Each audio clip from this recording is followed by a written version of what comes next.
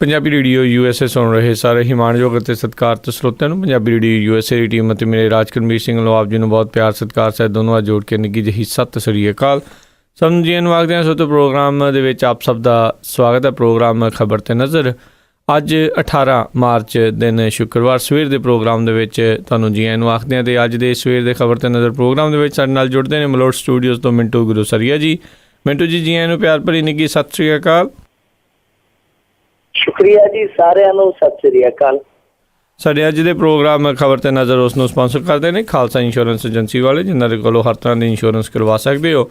Insurance ਬਾਰੇ ਪਤਾ ਕਰਨ ਲਈ ਕਾਲ ਕਰ ਸਕਦੇ ਹੋ ਨੰਬਰ 408 272 2500 4082722500। ਇਸ ਦੇ ਨਾਲ ਸੁਬੇਦਾਰ ਸੁਰਜੀਤ ਸਿੰਘ ਹੰਗੂੜਾ ਸੈਨ ਹੋਜ਼ੇ ਤੋਂ, ਗੁਰਦੀਪ ਸਿੰਘ ਵਿਰਦੀ ਕਲੋਵਿਸ ਤੋਂ, ਨਵਜੋਤ ਕੌਰ ਕਲੋਟੀ ਯੂਬਾ ਸਿਟੀ ਤੋਂ, ਸਤਨਾਮ ਸਿੰਘ ਹੀਰਗਿਲ ਸੈਲਮਾ ਤੋਂ, ਸੁਰਿੰਦਰ ਕੌਰ ਧਾਮੀ ਸੀਰੀਜ਼ ਤੋਂ, ਬਲਦੇਵ ਸਿੰਘ ਧਾਲੀਵਾਲ ਰੀਨੋ ਤੋਂ, ਸੁਰਿੰਦਰ ਸਿੰਘ ਕਾਲੋ ਰੈਂਚੋ ਕਡੋਵਾ ਤੋਂ, ਕਾਬਲ ਸਿੰਘ ਬੈਂਸ ਮੋਡੈਸਟੋ ਤੋਂ ਅਤੇ ਦਲਬੀਰ ਸਿੰਘ ਗਿੱਲ ਲਾਈਵ ਓਕ ਤੋਂ।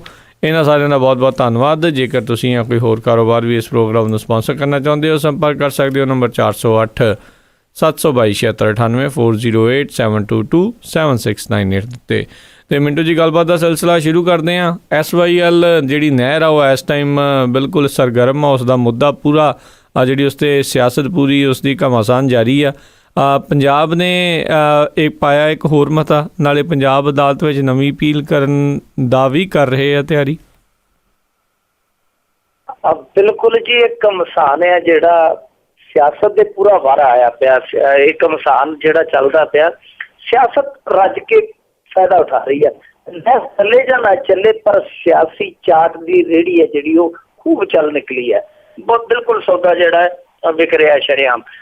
ਦੇਖੋ ਕਿੰਨਾ ਦਿਲਚਸਪ ਜਿਹੜਾ ਸਿਨੈਰੀਓ ਹੈ। ਇੱਕ ਪਾਸੇ ਕਾਂਗਰਸ ਜਿਹੜੀ ਇੱਧਰਲੇ ਪਾਸੇ ਉਹ ਕਹਿੰਦੀ ਹੈ ਕਿ ਅਸੀਂ ਪੰਜਾਬ ਦੇ ਪਾਣੀਆਂ ਦੇ ਰੱਖਦੇ ਹਾਂ ਜੀ। ਦੂਜੇ ਪਾਸੇ ਜਿਹੜੀ ਕਾਂਗਰਸ ਹੈ ਉਹ ਕਹਿੰਦੀ ਕਿ ਅਸੀਂ ਉਸੇ ਕਪੂਰੀ ਤੇ ਜਾ ਕੇ ਧਰਨਾ ਲਾਵਾਂਗੇ ਜਿਸ ਕਪੂਰੀ ਤੇ ਪਹਿਲਾਂ ਇਹਨਾਂ ਨੇ ਟੱਕ ਲਾਇਆ ਸੀ, ਉੱਥੇ ਕਹਿੰਦੇ ਧਰਨਾ ਲਾਵਾਂਗੇ। ਉਹੀ ਕਾਂਗਰਸੀ ਇਹਨਾਂ ਦੇ ਸਾਥੀ ਕਹੀ ਜਾਂਦੇ ਆ।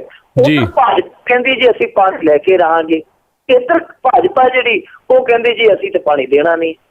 ਇੱਧਰ ਪ੍ਰਕਾਸ਼ ਸਿੰਘ ਬਾਦਲ ਹੋਰੀ ਕਹਿੰਦੇ ਕਿ ਕਤਰਾ ਕਤਰਾ ਖੂਨ ਵਹਾ ਦੇਂਗੇ, ਪਾਣੀ ਨਹੀਂ ਜਾਣ ਦੇ।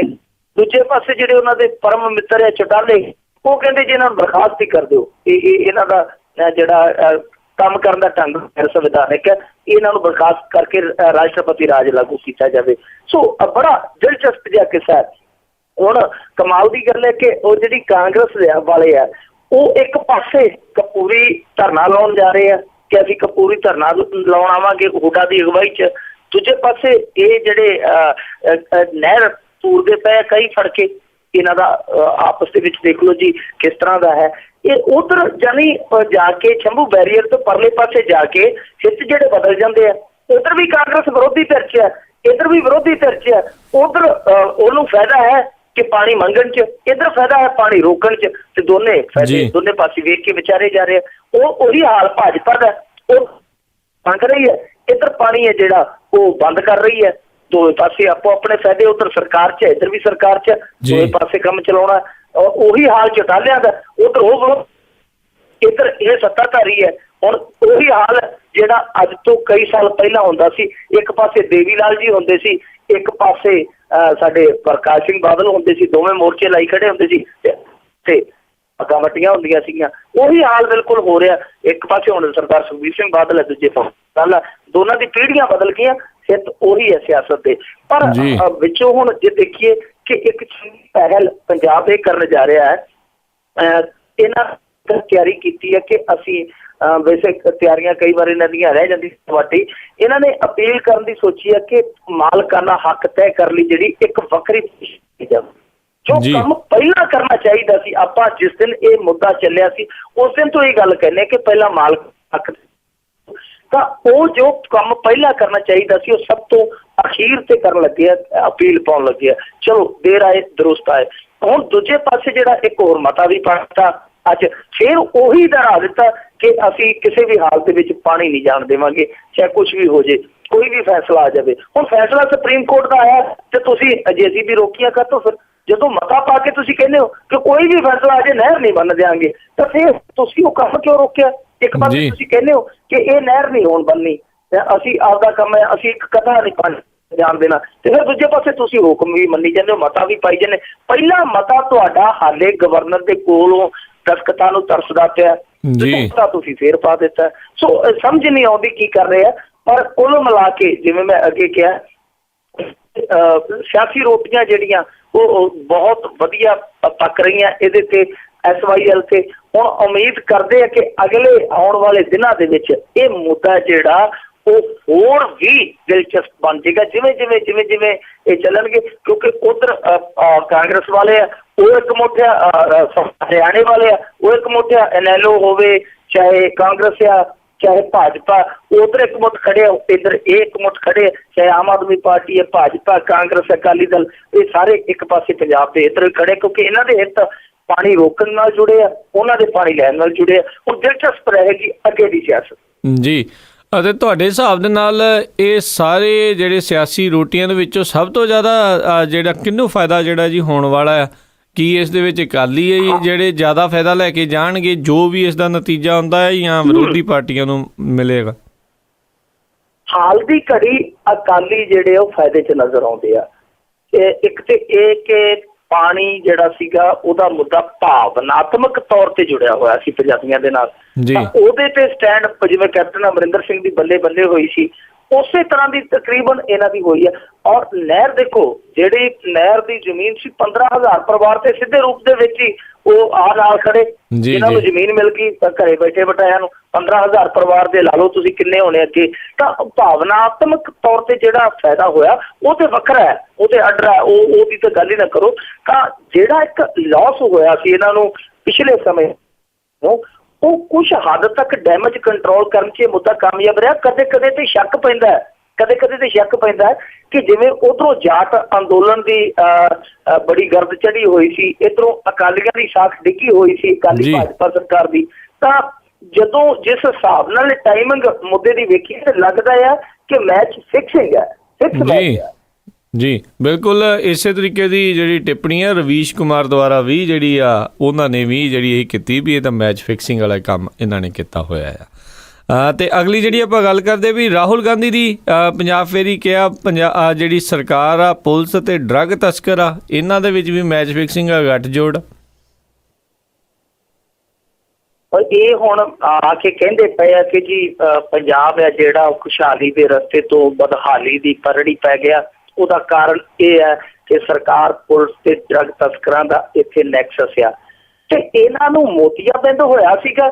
ਇਹਨਾਂ ਨੂੰ ਪਹਿਲਾਂ ਨਹੀਂ ਦੱਸਿਆ ਕਿ ਇੱਥੇ ਨੈਕਸਸ ਕੰਮ ਕਰਦਾ। ਇਹ ਹੁਣੇ ਤਾਂ ਲਾਂਭੇ ਹੋਏ ਆ ਨਾ ਸਰਕਾਰ ਤੋਂ, ਡੇਢ ਪੌਣੇ 2 ਸਾਲ ਹੋਇਆ। ਉਦੋਂ ਪਹਿਲਾਂ ਤੇ ਸਰਕਾਰ ਭੋਗਦੇ ਰਹੇ ਆ, ਸੱਤਾ ਭੋਗਦੇ ਰਹੇ, ਸੱਤਾ ਨਸ਼ੀਨ ਸਨ। ਉਦੋਂ ਨਹੀਂ ਇਹਨਾਂ ਨੂੰ ਦੱਸਿਆ ਕਿ ਪੰਜਾਬ ਹੈ ਜਿਹੜਾ ਬਲ ਰਿਹਾ, ਕਿਉਂਕਿ ਪੰਜਾਬ ਦੇ ਵਿੱਚ ਅੱਗ ਕੋਈ ਕੱਲ ਪਰਸੋਂ ਥੋੜੀ ਲੱਗੀ ਹੈ, ਇਹ ਤਾਂ ਸਾਲਾਂ ਬੱਧੀ ਦੀ ਲੱਗੀ ਹੈ। ਉਦੋਂ ਨਹੀਂ ਇਹਨਾਂ ਨੂੰ ਦੱਸਿਆ, ਅੱਜ ਇਹਨਾਂ ਨੂੰ ਨੈਕਸਸ ਵੀ ਦਿਖਦਾ। ਪਰ ਇੱਕ ਗੱਲ ਇੱਥੇ ਰਾਹੁਲ ਗਾਂਧੀ ਹੋਰ ਸਾਫ਼ ਕਰ ਗਿਆ। ਰਾਹੁਲ ਗਾਂਧੀ ਇੱਥੇ ਜਿਹੜੀ ਗੱਲ ਇਸ ਬਹਾਨੇ ਕਹਿ ਗਿਆ, ਉਹ ਇਹ ਸੀ ਉਹਦੇ ਸ਼ਬਦ ਕਿ ਮੈਂ ਅਪੀਲ ਕਰੂੰਗਾ ਕੈਪਟਨ ਅਮਰਿੰਦਰ ਸਿੰਘ ਹੋਰਾਂ ਨੂੰ, ਜਦੋਂ ਉਹਨਾਂ ਦੀ ਸਰਕਾਰ ਆਵੇ ਤੇ ਪਹਿਲਾ ਕੰਮ ਇਹੀ ਕਰੇ ਕਿ ਇਸ ਨੈਕਸਸ ਨੂੰ ਤੋੜੇ। ਜਾਨੀ ਉਹ ਸਾਫ਼ ਕਰ ਗਿਆ ਕਿ ਇਹਨਾਂ ਦਾ ਜਿਹੜਾ CM ਦਾ ਉਮੀਦਵਾਰ ਹੋਏਗਾ, ਮੁੱਖ ਮੰਤਰੀ ਦੀ ਦੌੜ ਲਈ ਜਿਹੜਾ ਉਮੀਦਵਾਰ ਉਤਾਰਨਗੇ, ਉਹ ਕੈਪਟਨ ਅਮਰਿੰਦਰ ਸਿੰਘ ਹੀ ਹੋਏਗਾ। ਲਹਿਜੇ ਨਾਲ ਉਹਨੇ ਗੱਲ ਕਹੀ। ਇੱਕ ਗੱਲ ਹੋਰ ਸਾਫ਼ ਹੋ ਗਈ, ਇੱਕ ਗੱਲ ਹੋਰ ਜਿਹੜੀ ਤੀਜੀ ਸਾਫ਼ ਹੋਈ, ਉਹ ਇਹ ਹੋਈ ਕਿ ਕੁਛ ਦਿਨ ਪਹਿਲਾਂ ਪ੍ਰਸ਼ਾਂਤ ਜਿਹੜਾ ਕਿਸ਼ੋਰ ਹੈ, ਉਹ ਜਿਹੜਾ ਇਹਨਾਂ ਨੇ ਹਾਇਰ ਕੀਤਾ ਹੋਇਆ ਚੁਣਾਵੀ ਐਕਸਪਰਟ ਹੈ ਜਿੱਤਣ ਦਾ, ਜਿਹੜਾ ਉਹ ਕੈਪਟਨ ਅਮਰਿੰਦਰ ਸਿੰਘ ਤੇ ਇਹਨਾਂ ਸਾਰਿਆਂ ਨੇ ਉੱਥੇ ਜਿਹੜੀ ਮੀਟਿੰਗ ਕੀਤੀ ਸੀ, ਮੈਨੂੰ ਲੱਗਦਾ ਉਹਦੇ ਤੋਂ ਬਾਅਦ ਇਹ ਫੈਸਲਾ ਲਿਆ ਗਿਆ ਕਿ ਨਹਿਰ ਵਾਲਾ ਮੁੱਦਾ ਹੈ ਜਿਹੜਾ ਪਾਣੀਆਂ ਦਾ ਮੁੱਦਾ, ਜਿਹੜਾ ਕਿਉਂਕਿ ਪਾਣੀਆਂ ਦਾ ਰਾਖੇ ਵਾਲਾ ਜਿਹੜਾ ਸੀਗਾ ਸੇਲੀ ਟੋਪੀ, ਉਹ ਲੈ ਗਿਆ ਬਾਦਲ, ਤਾਂ ਕਿਉਂ ਨਾ ਹੁਣ ਇੱਕ ਮੁੱਦਾ ਜਿਹੜਾ ਹੋਰ ਖੜਾ ਕੀਤਾ ਜਾਵੇ। ਫਿਰ ਉਹਨਾਂ ਨੇ ਉਹੀ ਮੁਰਦਾ ਜਿਹੜਾ ਫਿਰ ਦੱਬਿਆ ਕੱਢਿਆ, ਉਹ ਸੀ ਨਸ਼ੇ ਦਾ ਮੁੱਦਾ। ਉਹ ਅੱਜ ਇੱਥੇ ਆਏ, ਉਹਨਾਂ ਨੇ ਨਸ਼ਿਆਂ ਤੇ ਇੱਕ ਡਾਕੂਮੈਂਟਰੀ ਜਿਹੜੀ ਉਹ ਲੋਕ ਅਰਪਣ ਕੀਤੀ, ਰਿਲੀਜ਼ ਕੀਤੀ, ਤੇ ਸਾਰਾ ਭਾਸ਼ਣ ਜਿਹੜਾ ਉਹ ਨਸ਼ੇ ਤੇ ਫੋਕਸ ਕਰਕੇ ਗਏ। ਸੋ ਇਹਦਾ ਮਤਲਬ ਇਹ ਹੈ ਕਿ ਕਾਂਗਰਸ ਨੂੰ ਪਤਾ ਲੱਗ ਗਿਆ ਕਿ ਅਕਾਲੀ ਜਿਹੜੇ ਆ ਉਹ ਸਾਡੇ ਹੱਥ ਚੋਂ ਮੁੱਦਾ ਝਪਟ ਕੇ ਲੈ ਗਏ, ਸਾਨੂੰ ਉਹਨਾਂ ਦੇ ਬਰਾਬਰ ਇੱਕ ਮੁੱਦਾ ਹੋਰ ਖੜਾ ਕਰਨਾ ਪਏਗਾ। ਯਾਨੀ ਜਿਹੜੀ ਲੋਕਪ੍ਰਿਯਤਾ ਉਹਨਾਂ ਦੀ ਵਧੀ ਹੈ SYL ਦੇ ਮੁੱਦੇ ਤੇ, ਜੋ ਉਹਨਾਂ ਨੇ ਸਟੈਂਡ ਲਿਆ, ਉਸ ਲੋਕਪ੍ਰਿਯਤਾ ਨੂੰ ਖੋਰਾ ਲਾਉਣ ਲਈ ਨਸ਼ੇ ਦਾ ਭੰਡੀ ਪ੍ਰਚਾਰ ਕਰਨਾ ਬਹੁਤ ਜ਼ਰੂਰੀ ਹੈ। ਜੀ ਜੀ। ਅਗਲੀ ਗੱਲ ਕਰਦੇ ਹਾਂ, SGPC ਕਮੇਟੀ ਨੇ ਫੈਸਲਾ ਲਿਆ ਵੀ ਦਰਬਾਰ ਸਾਹਿਬ ਦੇ ਵਿੱਚ ਨਹੀਂ ਹੋਇਆ ਕਰੇਗੀ ਕੋਈ ਵੀ ਫਿਲਮ ਦੀ ਸ਼ੂਟਿੰਗ। ਜਲੂਸ ਕਢਾ ਕੇ ਫੈਸਲਾ ਲਿਆ, ਔਰ ਫੈਸਲਾ ਤਾਂ ਵੈਸੇ ਪਹਿਲਾਂ ਵੀ ਲਿਆ ਸੀ। ਫੈਸਲਾ ਉਦੋਂ ਵੀ ਸੀ ਜਦੋਂ ਐਸ਼ਵਰਿਆ ਰਾਇਆ ਪਿਛਲੇ ਦਿਨੀ ਆਈ ਸੀ ਸ਼ੂਟਿੰਗ ਕਰਨ, ਉਹ ਜਿਹੜੀ ਸਰਬਜੀਤ ਸਿੰਘ ਨਾਂ ਦੀ ਫਿਲਮ ਬਣਦੀ ਸੀਗੀ, ਉਸ ਫਿਲਮ 'ਚ ਇਹ ਜਿਹੜੀ ਸ਼ੂਟਿੰਗ ਦੇ ਦੌਰਾਨ ਇਹ ਜਲੂਸ ਨਿਕਲਿਆ। ਸਾਰਿਆਂ ਨੇ ਵੇਖਿਆ ਸੀ ਕਿ ਉਹਨਾਂ ਕੋਲ ਇਜਾਜ਼ਤ ਨਹੀਂ ਸੀ, ਉਹ ਤਾਂ ਵੀ ਆ ਕੇ ਆਪਣੀ ਸ਼ੂਟਿੰਗ ਕਰਦੇ ਰਹੇ। ਜਦੋਂ ਰੋਕਿਆ ਗਿਆ ਤੇ ਭੱਜ ਕੇ SGPC ਦਾ ਕਰਮਚਾਰੀ ਵੱਡੇ ਅਹੁਦੇ ਤੇ ਬੈਠਾ, ਉਹ ਉਹਨਾਂ ਦੇ ਹੱਥ 'ਚ ਫੜਾ ਗਿਆ ਆ ਕੇ ਇਜਾਜ਼ਤ। ਇਸ ਤਰ੍ਹਾਂ ਦਾ ਸਾਰਾ ਕੁਝ ਹੋਇਆ ਸੀ, ਉਹਨੂੰ ਲੈ ਕੇ ਹੀ ਇਹਨਾਂ ਨੇ ਹੁਣ ਫੇਰ ਸਖਤਾਈ ਕੀਤੀ ਹੈ। ਹਾਲਾਂਕਿ ਉਦੋਂ ਵੀ ਇਹੀ ਫੈਸਲਾ ਸੀ ਜੋ ਅੱਜ ਇਹਨਾਂ ਨੇ ਫੈਸਲਾ ਲਿਆ ਕਿ ਹਰਿਮੰਦਰ ਸਾਹਿਬ ਦੇ ਵਿੱਚ ਇਹ ਪਰਿਕਰਮਾ ਦੇ ਵਿੱਚ ਸ਼ੂਟਿੰਗ ਨਹੀਂ ਹੋਏਗੀ, ਪਰ ਜੇ ਸ਼ੂਟਿੰਗ ਹੋਏਗੀ ਤਾਂ ਸਿਰਫ ਨਿਰੋਲ ਧਾਰਮਿਕ ਫਿਲਮਾਂ ਦੀ ਹੋਏਗੀ, ਜਾਂ ਜਿਹੜੀਆਂ ਸਮਾਜ ਦੇ ਸਰੋਕਾਰਾਂ ਨਾਲ ਜੁੜੀਆਂ ਡਾਕੂਮੈਂਟਰੀਜ਼ ਹੈ ਉਹਨਾਂ ਦੀ ਸ਼ੂਟਿੰਗ ਹੋਏਗੀ, ਉਹੀ ਸ਼ੂਟ ਕੀਤੀਆਂ ਜਾ ਸਕਣਗੀਆਂ। ਤੇ ਇਹੀ ਫੈਸਲਾ ਪਹਿਲਾਂ ਵੀ ਲਿਆ ਹੋਇਆ ਸੀ ਇਹਨਾਂ ਨੇ ਕਿ ਜਿਹੜੀ ਕੋਈ ਫਿਲਮ ਆਏਗੀ ਪਹਿਲਾਂ ਉਹਦੀ ਪਟਕਥਾ ਜਿਹੜੀ ਹੈ, ਉਹਦੀ ਕਹਾਣੀ ਹੈ ਜਿਹੜੀ, ਉਹ ਇੱਕ ਕਮੇਟੀ ਵਿਚਾਰੇਗੀ, ਉਸ ਤੋਂ ਬਾਅਦ ਉਹ ਇਜਾਜ਼ਤ ਦਿੱਤੀ ਜਾਏਗੀ। ਤਾਂ ਉਸ ਫੈਸਲੇ ਦਾ ਨਵੀਨੀਕਰਨ ਨਹੀਂ ਕੀਤਾ, ਨਵਾਂ ਫੈਸਲਾ ਕੋਈ ਨਹੀਂ ਹੈ। ਮਤਲਬ ਕਿ ਉਸ ਫੈਸਲੇ ਨੂੰ ਅਜਾ ਕਰਕੇ ਲੋਕਾਂ ਦੇ ਵਿੱਚ ਰੱਖ ਦਿੱਤਾ, ਕਿਉਂਕਿ ਬਦਨਾਮੀ ਬੜੀ ਹੋਈ ਸੀਗੀ। ਤੇ ਕਹਿੰਦੇ ਜੀ ਕਿ ਇਹ ਫੈਸਲਾ ਲੈ ਲਿਆ ਹੁਣ ਕਮੇਟੀ ਨੇ ਕਿ ਸਿਰਫ ਧਾਰਮਿਕ ਤੇ ਜਿਹੜੀਆਂ ਸਮਾਜਿਕ ਸਰੋਕਾਰਾਂ ਨਾਲ ਜੁੜੀਆਂ ਫਿਲਮਾਂ ਉਹਨਾਂ ਨੂੰ ਹੀ ਸ਼ੂਟ ਕਰਨ ਦੀ ਇਜਾਜ਼ਤ ਦਿੱਤੀ ਜਾਏਗੀ। ਪਰ ਅਸਲ ਦੇ ਵਿੱਚ ਮਸਲਾ ਕੀ ਹੈ ਕਿ ਇੱਕ ਪਿੱਛੇ ਜੇ ਡਾਇਰੈਕਟਰ ਸੀਗਾ ਬਹੁਤ ਤਗੜਾ, ਉਹਨੇ ਫਿਲਮ ਬਣਾਈ ਸੀ ਜਿਹਨੂੰ ਇੱਥੇ ਪੰਜਾਬ ਦੇ ਵਿੱਚ ਬੈਨ ਵੀ ਕਰ ਦਿੱਤਾ ਗਿਆ ਸੀ, ਪਰ ਬਾਹਰਲੇ ਮੁਲਕਾਂ ਦੇ ਵਿੱਚ ਬੜੀ ਫਿਲਮ ਚੱਲੀ ਹੈ। ਤਾਂ ਉਹ ਡਾਇਰੈਕਟਰ ਜਦੋਂ ਉਸ ਫਿਲਮ ਦਾ ਦੂਜਾ ਪਾਰਟ ਬਣਾਉਣ ਲੱਗਾ ਤੇ ਉਹਨੇ ਜਾ ਕੇ ਇਹਨਾਂ ਤੋਂ ਇਜਾਜ਼ਤ ਮੰਗੀ। ਹੁਣ ਦੇਖੋ, ਜਿਹੜੀ ਫਿਲਮ ਪੰਜਾਬ ਦੇ ਵਿੱਚ ਬੈਨ ਹੋਈ ਹੈ, ਭਾਰਤ ਦੇ ਵਿੱਚ ਬੈਨ ਹੋਈ ਹੈ, ਤਾਂ ਉਹ ਜਾ ਕੇ ਇਜਾਜ਼ਤ ਮੰਗਦਾ, ਇਹਨਾਂ ਨੇ ਇਜਾਜ਼ਤ ਨਹੀਂ ਦਿੱਤੀ।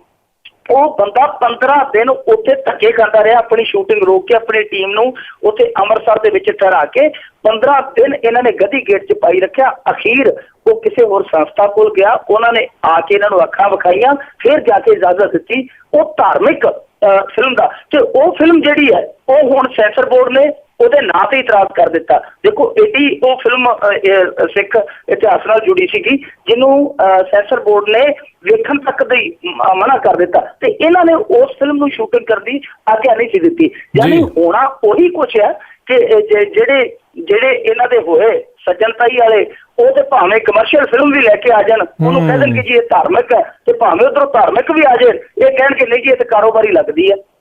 ਜੀ ਜੀ, ਬਿਲਕੁਲ। ਅਗਲੀ ਜਿਹੜੀ ਆਪਾਂ ਗੱਲ ਕਰਦੇ ਵੀ ਜਾਟਾਂ ਨੇ ਸਰਕਾਰ ਨੂੰ 31 ਤਰੀਕ ਤੱਕ ਦੀ ਮੌਹਲਤ ਦਿੱਤੀ ਆ, ਕਹਿੰਦੇ ਨਹੀਂ ਤਾਂ ਅੰਦੋਲਨ ਫੇਰ ਕਰਾਂਗੇ। ਹਰਿਆਣੇ ਨੂੰ ਨਹੀਂ ਜੀ, ਪੰਜਾਬ ਨੂੰ ਵੀ ਸਾਹ ਆਇਆ ਥੋੜਾ ਜਿਹਾ, ਕਿਉਂਕਿ ਹਾਲਾਤ ਏਦਾਂ ਦੇ ਬਣ ਗਏ ਸੀ। ਇੱਕ ਵਾਰੀ ਕੱਲ ਸੋਚਿਆ ਜਾਣ ਲੱਗ ਪਿਆ ਸੀਗਾ ਕਿ ਇਹ ਅੱਗ ਕਿਤੇ ਫੇਰ ਸੜਕਾਂ ਤੇ ਬਲ ਨਾ ਖਲੋਵੇ। ਬਾਹਰੋਂ ਵੀ ਲੋਕ ਫੋਨ ਕਰਕੇ ਪੁੱਛਣ ਲੱਗ ਪਏ ਸੀ ਕਿ ਸਾਡੇ ਪਰਿਵਾਰਾਂ ਨੇ ਉਤਰਨਾ ਭਾਈ, ਕਿਵੇਂ ਕਰੀਏ।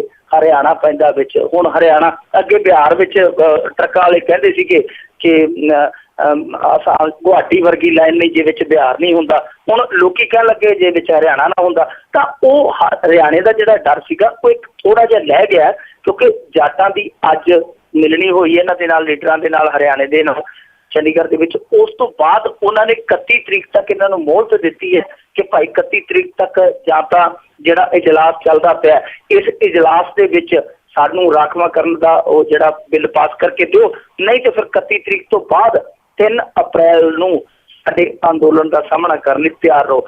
ਇਹ ਨਹੀਂ, ਉਹ ਹੋਰ ਵੀ ਮੰਗਾਂ ਕਰਨ ਡਏ ਆ। ਉਹ ਕਹਿੰਦੇ ਕਿ ਇੱਕ ਤੇ ਜਿਹੜੇ ਕੇਸ ਪਾਏ ਗਏ ਆ ਜੱਟ ਅੰਦੋਲਨ ਦੇ ਦੌਰਾਨ, ਜਿਹੜੇ ਅੰਦਰ ਕੀਤੇ ਗਏ ਆ ਹਿੰਸਾ ਕਰਨ ਵਾਲੇ ਜਾਂ ਹੋਰ ਵਾਰਦਾਤਾਂ ਕਰਨ ਵਾਲੇ, ਉਹਨਾਂ ਨੂੰ ਵੀ ਛੱਡੋ। ਇੱਕ ਜਿਹੜੇ ਮਰੇ ਆ ਉਹਨਾਂ ਨੂੰ ਮੁਆਵਜ਼ਾ ਦਿਓ, ਇੱਕ ਜਿਹੜੇ ਪੀੜਤ ਹੈ ਉਹਨਾਂ ਨੂੰ ਸਰਕਾਰੀ ਨੌਕਰੀ ਦਿਓ। ਯਾਨੀ ਉਹ ਸਾਰਾ ਕੁਛ ਹੀ ਮੰਗਦੇ ਪਏ, ਇਕੱਲਾ ਰਾਖਵਾਂਕਰਨ ਨਹੀਂ। ਉਹ ਤੇ ਜਿਹੜੇ ਅਪਰਾਧੀਕਰਨ ਹੋਏ ਆ, ਜੋ ਅਪਰਾਧੀਕਰਨ ਹੋਇਆ ਹਰਿਆਣੇ ਦਾ, ਉਹਨੂੰ ਵੀ ਕਹਿ ਕੇ ਇਹਨਾਂ ਨੂੰ ਸੁੱਚੇ ਕਰਕੇ ਕੱਢ ਦਿਓ, ਇਹਨਾਂ ਨੂੰ ਧੋ ਕੇ ਕੱਢ ਦਿਓ। ਜਿਨ੍ਹਾਂ ਨੇ ਲੁੱਟ ਖੋਹ ਕੀਤੀ ਹੈ ਉਹਨਾਂ ਨੂੰ ਵੀ ਕਹੀ ਜਾਂਦੇ ਕਿ ਇਹਨਾਂ ਦੇ ਕੇਸ ਜਿਹੜੇ ਵਾਪਸ ਲਓ। ਪਰ ਹਰਿਆਣੇ ਦੇ ਵਿੱਚ ਕੀ ਹੈ ਕਿ ਉਹ ਹਰਿਆਣੇ ਦੀ ਸਰਕਾਰ ਹੈ ਜਿਹੜੀ ਬੁਰੀ ਤਰ੍ਹਾਂ ਘਿਰੀ ਹੋਈ ਹੈ। ਇੱਕ ਪਾਸੇ SYL ਦਾ ਮੁੱਦਾ, ਦੂਜੇ ਪਾਸੇ ਜਾਟ ਅੰਦੋਲਨ ਦਾ ਮੁੱਦਾ ਤਾਂ ਵਿੱਚ ਵਿਚਾਲੇ ਫਿਸੀ ਹੋਈ ਆ।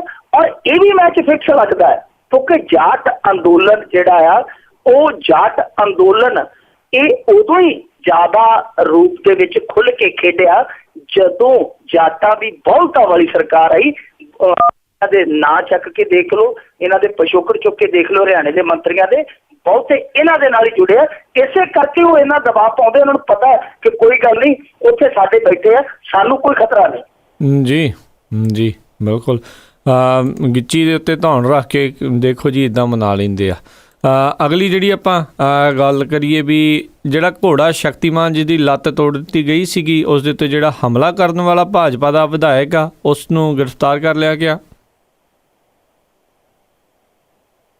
ਉਸ ਘੋੜੇ ਸ਼ਕਤੀਮਾਨ ਦੀ ਸ਼ਕਤੀ ਖੋਲੀ ਇਹਨਾਂ ਨੇ, ਸ਼ਕਤੀਹੀਨ ਹੀ ਕਰ ਦਿੱਤਾ। ਸ਼ਕਤੀਮਾਨ ਤੋਂ ਵਿਚਾਰਾ ਸ਼ਕਤੀਹੀਨ ਬਣ ਗਿਆ ਕਿਉਂਕਿ ਉਹਦੀ ਉਹ ਲੱਤ ਕੱਟਣੀ ਪਈ ਜਿਸ ਲੱਤ ਤੇ ਇਸ ਵਿਧਾਇਕ ਤੇ ਹੋਰ ਇਹਦੇ ਸਾਥੀਆਂ ਨੇ ਹਮਲਾ ਕੀਤਾ ਸੀਗਾ। ਜ਼ਖਮੀ ਹੋਈ ਸੀ ਉਹਦੀ ਲੱਤ, ਕਾਫੀ ਥਾਵਾਂ ਤੋਂ ਉਹ ਲੱਤ ਹੈ ਜਿਹੜੀ ਟੁੱਟ ਗਈ ਸੀਗੀ, ਜੋੜਨ ਦੀ ਕੋਸ਼ਿਸ਼ ਕੀਤੀ ਗਈ ਪਰ ਉਹ ਲੱਤ ਹੈ ਜਿਹੜੀ ਅਖੀਰ ਕੱਟਣੀ ਪਈ ਕਿਉਂਕਿ ਉਹਨੂੰ ਗੈਂਗਰੀਨ ਹੋਣ ਦਾ ਖਤਰਾ ਸੀ। ਇਸ ਕਰਕੇ ਡਾਕਟਰਾਂ ਨੇ ਕਾਫੀ ਮਿਹਨਤ ਮਸ਼ੱਕਤ ਕਰਨ ਤੋਂ ਬਾਅਦ ਇਹ ਫੈਸਲਾ ਲਿਆ ਕਿ ਇਹ ਘੋੜਾ ਜਿਹੜਾ ਹੁਣ ਸ਼ਕਤੀਮਾਨ ਆ, ਇਹਨੂੰ ਸ਼ਕਤੀਹੀਨ ਕੀਤਾ ਜਾਣਾ ਪਵੇਗਾ ਕਿਉਂਕਿ ਇਹਦੀ ਜਾਨ ਬਚਾਉਣੀ ਹੈ। ਸੋ ਉਹਦੀ ਲੱਤ ਕੱਟੀ ਗਈ। ਉਸ ਤੋਂ ਬਾਅਦ ਪੁਲਿਸ ਜਿਹੜੀ ਥੋੜੀ ਜਿਹੀ ਸਖਤ ਹੋਈ ਕਿਉਂਕਿ ਪਹਿਲਾਂ ਤੇ ਪੁਲਿਸ ਜਿਹੜੀ ਸੀਗੀ ਉਹ ਰੱਬ ਦਾ ਰੂਪ ਹੀ ਲੱਗੀ ਜਿਸ ਹਿਸਾਬ ਨਾਲ ਉਹਨਾਂ ਨੇ ਖੜ ਕੇ ਇੱਥੇ ਡਾਂਗਾ ਖਾਧੀਆਂ।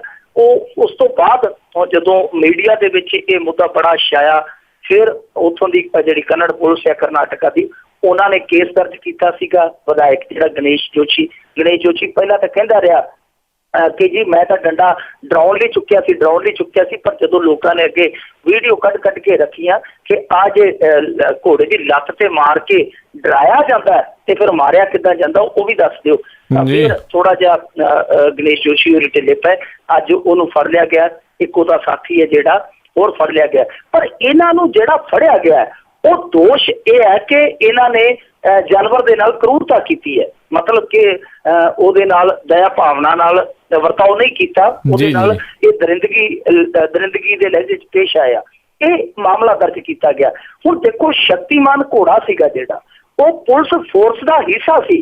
10 ਸਾਲਾਂ ਤੋਂ ਉਹ ਪੁਲਿਸ ਦਾ ਹਿੱਸਾ ਬਣ ਕੇ ਵਿਚਰਦਾ ਪਿਆ ਸੀ ਤਾਂ ਜਾਨੀ ਇਹ ਕੇਸ ਜਿਹੜਾ ਸੀ ਕਿਉਂ ਨਹੀਂ ਇਸ ਗਣੇਸ਼ ਜੋਸ਼ੀ ਤੇ ਪੁਲਿਸ ਤੇ ਹਮਲਾ ਕਰਨ ਦਾ ਬਣਾਇਆ ਗਿਆ। ਤਾਂ ਮੈਨੂੰ ਲੱਗਦਾ ਕਿ ਇਹਦੇ ਤੇ ਦੋਸ਼ ਪੁਲਿਸ ਤੇ ਹਮਲਾ ਕਰਨ ਦਾ ਬਣਨਾ ਚਾਹੀਦਾ ਸੀ। ਦੂਜੇ ਨੇ ਜ਼ਮਾਨਤ ਲੈ ਜਾਣੀ ਹੈ, ਨਾਲ ਇਹ ਵੀ ਧਾਰਾ ਲਾਉਣੀ ਚਾਹੀਦੀ ਸੀ ਕਿਉਂਕਿ ਉਹ ਘੋੜਾ ਸਿਰਫ ਘੋੜਾ ਨਹੀਂ ਸੀ, ਪੁਲਿਸ ਫੋਰਸ ਦਾ ਹਿੱਸਾ ਸੀ। ਜੀ ਜੀ ਬਿਲਕੁਲ।